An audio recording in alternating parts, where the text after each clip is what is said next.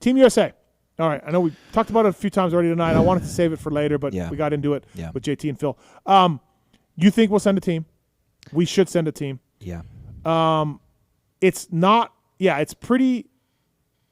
I mean, embarrassing if we don't send a team. I think. Yeah. USA. And I think it's. I said it earlier. I think it's disrespectful to our competition too. Yeah. I've talked many times on this show about the designations. I think Roger is a icon in the industry, but he is time to go for him as Team USA manager in my mind. Too many losses, too much conflict of interest. Look, he is the reason Kawasaki doesn't go to this race. He is the reason. I wouldn't say that. I don't know. They don't like the conflict of interest that he has with KTM Group and the way he wants to, work with KTM people for this race and everything else. I would say Cowie feels more strong about the date and the time it takes away from what is what is their priority. Right. They don't let their guys go to Paris. Yeah. They don't let their guys. Yeah. They don't. They pay their riders. But here's my point: is I think Rogers should be removed. He should be there as an ambassador or whatever. He's done a terrific job, but there are conflicts and there are things going on. We should have a neutral team manager. A lot of countries do have neutral team managers. So, but I'm coming around to this. Okay. This situation that we're in now, and I've seen it on my social media, is not Roger DeCoster's fault. No. This is not Roger's fault. Other years, sure, yes, he was. From what I understand, he was adamant against Cooper Webb going, but then when looking at the situation, he's like, okay, Cooper Webb can go, even though there was some bad blood there. This is not DeCoster's – the situation we're in is not DeCoster's fault. No, and I think that's a big misconception that people have about how Team USA works. They hear this tagline, this title, team manager, and they think it's dictation. He decides everything, does everything. At one point I think he was. And maybe that was, yes. Yeah, okay, so I'm only speaking from my experience, which is 2 years tops, or 1 year at this point. To me, it functions very much like a committee, and Mike Pelletier leads the committee. And there is people he is taking opinions from to try to make the best decisions. And Roger is an opinion, and Christina Denny is opinion, and maybe I've become a little bit of opinion. But Mike is also speaking to Lars Lindstrom and Dan Fahey and Roger DeCoster and Ian Harrison and Jeremy Coker. And he has a boss too. And he has a boss too as well, right? And he is, I believe, taking everybody's opinion that is as close to racing and has a stranglehold on racing, right, to understand who the best candidates would be and what the best team would be. And I believe Mike is taking in all those opinions and trying to make the best choice. And the reason we're in this position and why we still don't have a team and why it's taken so long is because Mike is trying to do a good job. We could do it and not put any thought into it, but he truly, really wants this to be correct and be good. So, I think when you speak about Roger that way, I think a lot of people are misunderstood as to how that's working, because he is a person that has endless connections and brings a lot to the team, right? When he walks into a room, he can command the room, in Europe, especially in Europe, right? So I would say the people involved in Team USA all have such a varying range of expertise and knowledge and relationships that everyone complements each other pretty well, I feel. Everyone has their own kind of area of expertise. Simply this year, the situation that we're in has nothing to do with, any kind of decisions of one person. It's just the circumstances that are surrounding everything. And people, I'm sure, want to blame somebody, but I don't know who there is to blame in this. I don't know that you can blame one person.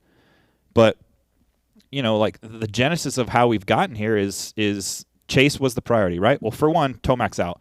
And Justin Cooper's out. And those are two people that everyone would agree with, that you would agree with, everyone would agree with, that they would be great to send.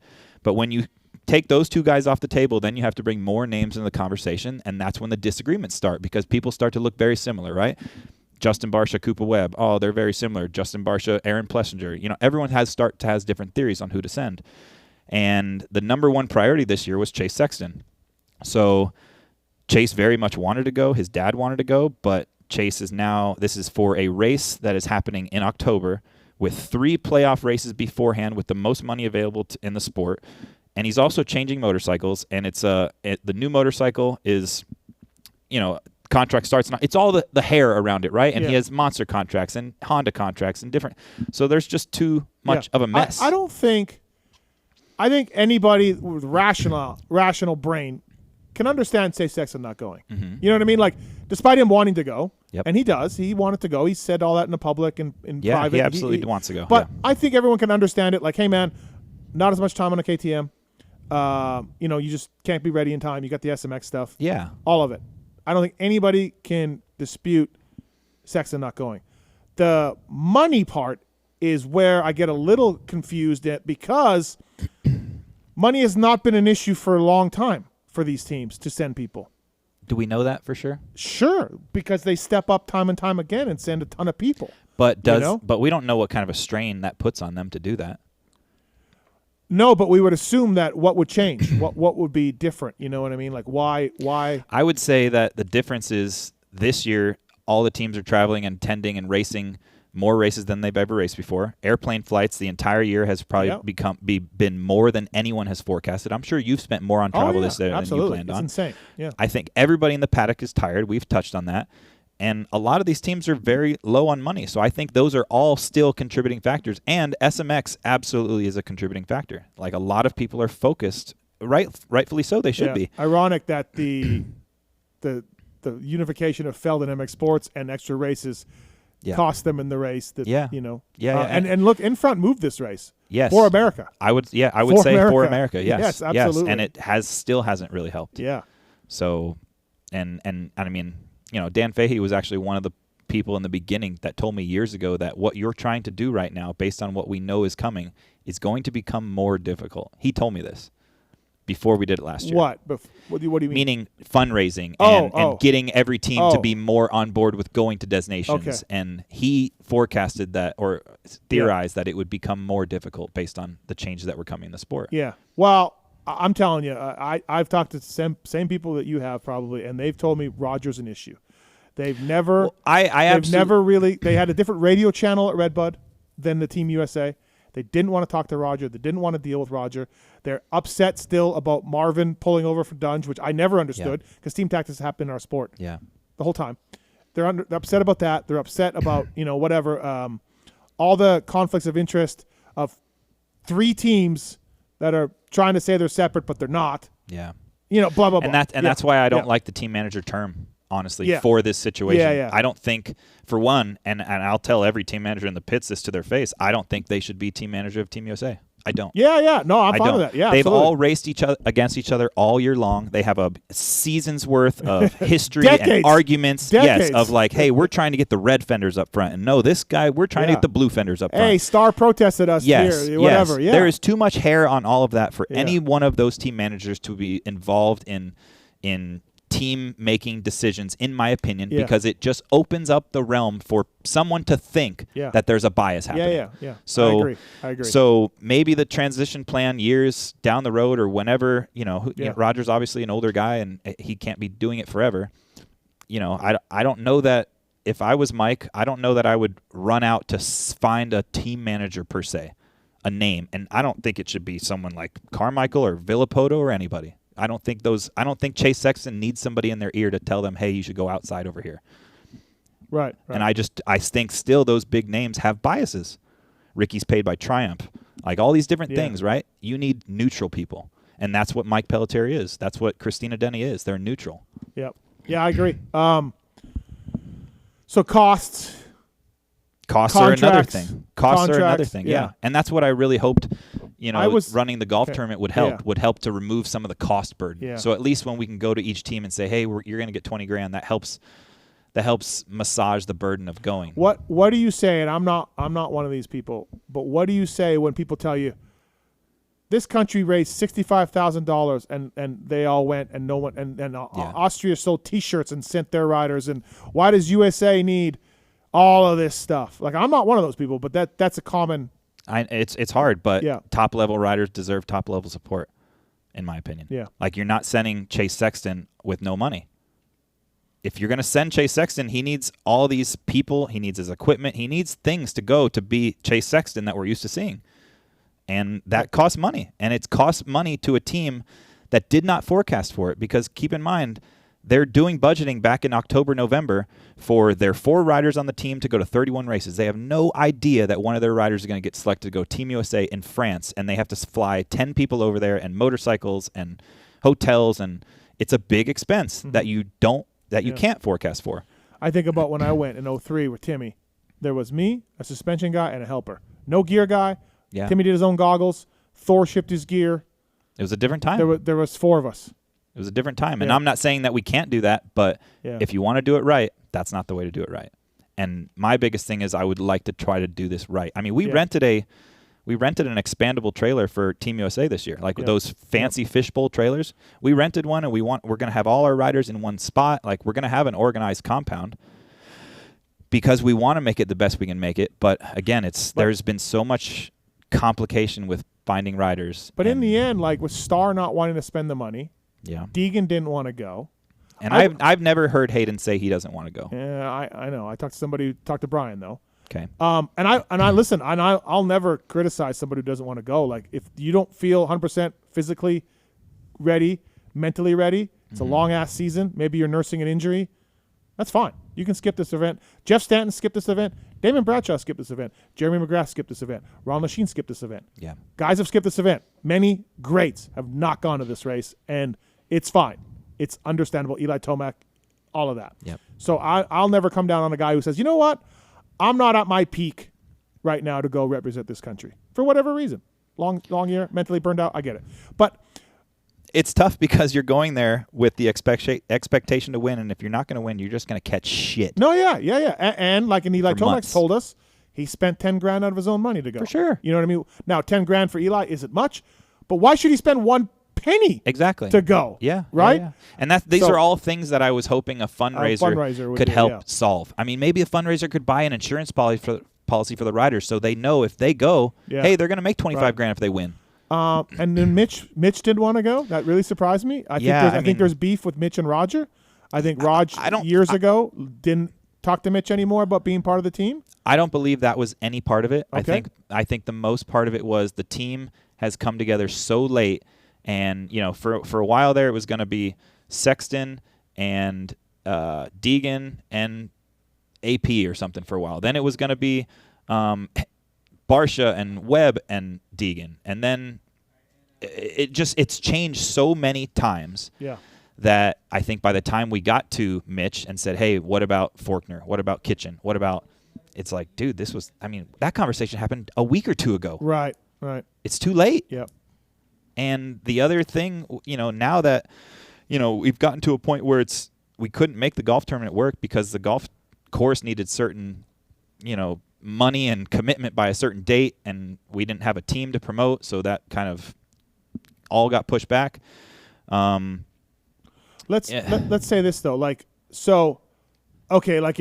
I believe from talking to someone really close to the situation that Brian said, hey, we kind of don't want to go. Mm-hmm. Let's say that isn't the truth, and that Starr really didn't want to go to spend the money. Mm-hmm. Okay.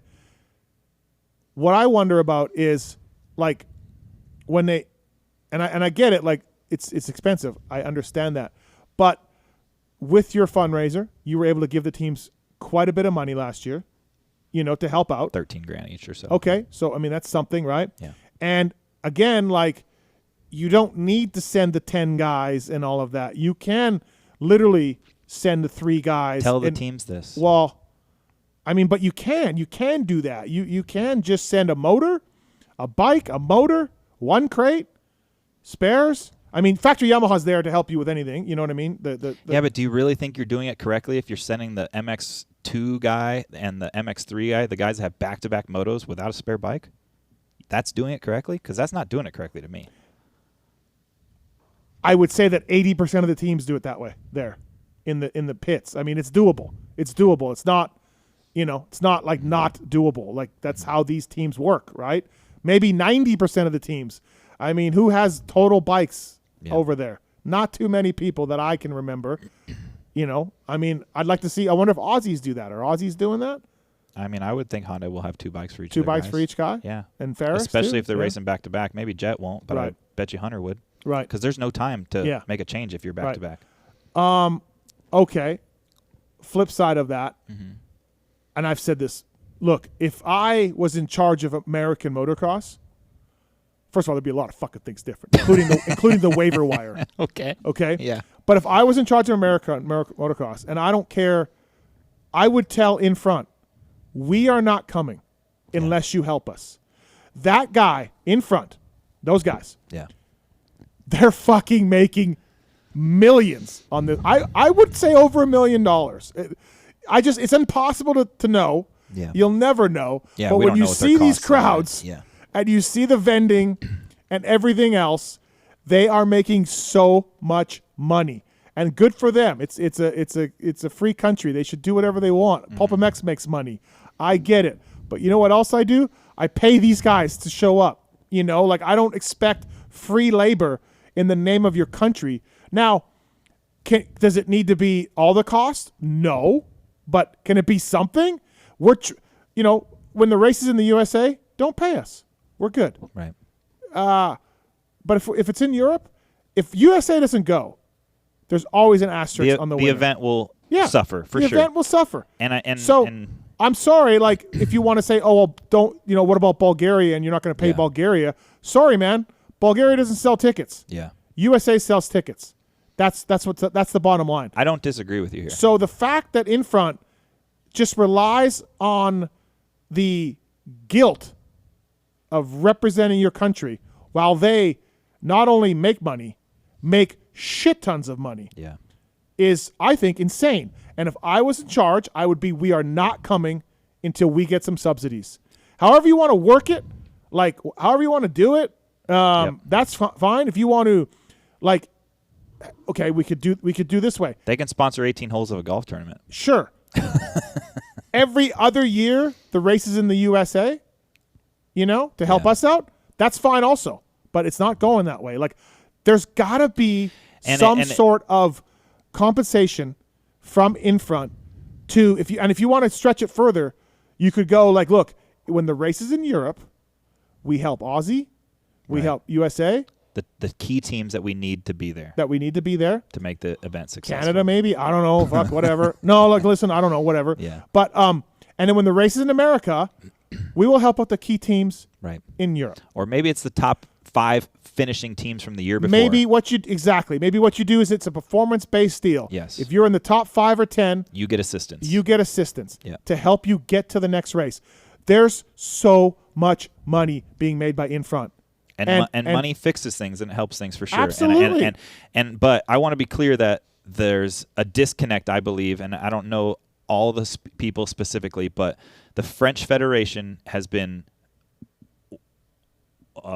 welcoming with open arms when it comes to assistance. I mean, this started all the way back I met with the French Federation and the French president the day before the Paris Supercross last year, specifically to speak about designations in this event. Mm-hmm. And them basically lending an olive branch to say, hey, we will help you guys in any way we can. We'll rent you a track for your testing. We'll do anything within our power as the French Federation to make sure that Team USA comes to this event, because we were at Redbud and we saw how big of an event it was, and we want our event to be that well. Yeah. That great, right?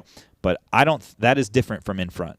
Of course, yeah. And that's the disconnect to where I do not believe In Front feels that way. I know, and so again, I mean, and this is In Front that doesn't give purse for their MXGPs. So if I'm in charge of American motocross, I'm like, we ain't coming.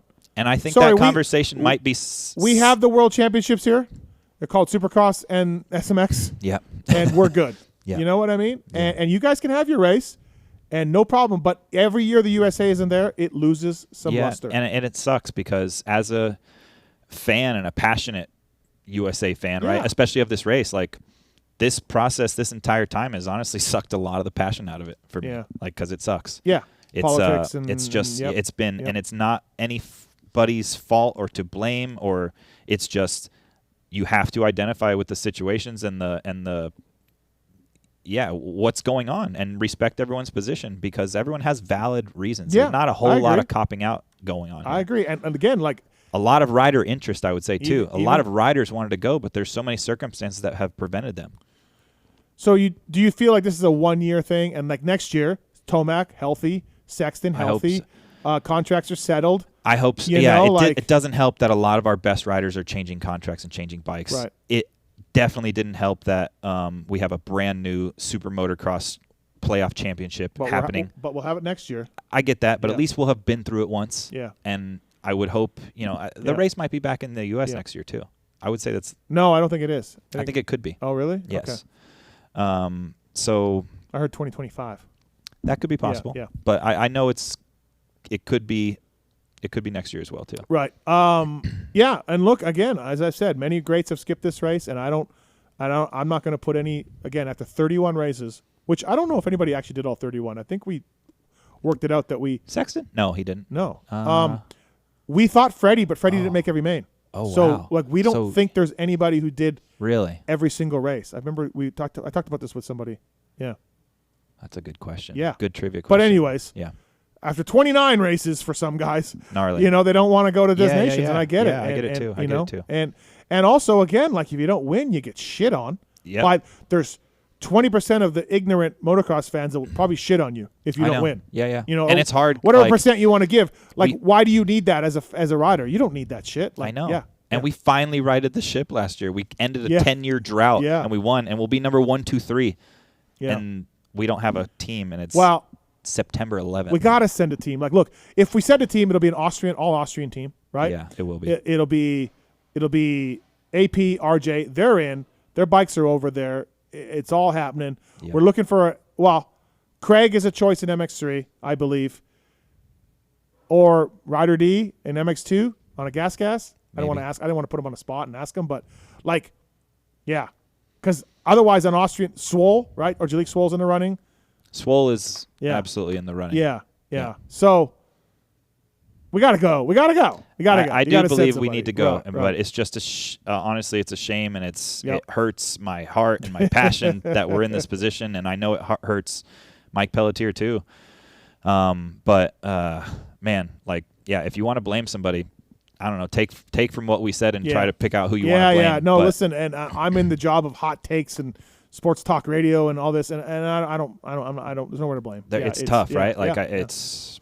I don't know. And honestly, it's so difficult. What people don't realize is there's money being lost already. Like Christina Denny booked hotel rooms for this race before Redbud last year. Yeah. And you can only hold hotel rooms for a certain amount of time because they can obviously sell them to somebody else. And she's been planning for this big team to arrive on a Wednesday, and we don't know who to book rooms for. And before you know it, deposits are hey, we can't cancel it anymore. There's a lot of that happening with all these things that Team USA has been working on that we're going to lose money even if we don't go. We're going to lose money. It's just such not a good look for the country's motocross to go to America and win when it's all in, or when it's in that. America. I hate it. Yeah, you're front runners and you win, and then it goes to France and you're like, we're not going to go. And again, legitimate reasons. I get it, but to not go is a bad look. It is. It is. And it's just hard because I know a lot of people aren't going to hear this and hear the reasoning behind it. They're just going to think that, we only go when it's in the USA, and because we don't have our best guys, we're not. I just there's so many. It's a passionate topic because it has to do with country pride and a lot of history, and we're the winningest nation at this race, and lot of that. If you don't go, it's one more spot for Canada. It is. It's a good team. I mean, you guys could maybe McNabb? beat us straight up. You guys have a pretty damn good team. Great team. So, but all right. Well, that's Team USA's drama. We'll see what happens. I mean, look, today's Monday, the 11th, and we'll always remember September 11th. By the way, it was a crazy day. I was at Budds Creek with Kelly Smith for the four-stroke nationals. I was at home getting ready to go to high school, maybe or something. So September 11th, as we do this now.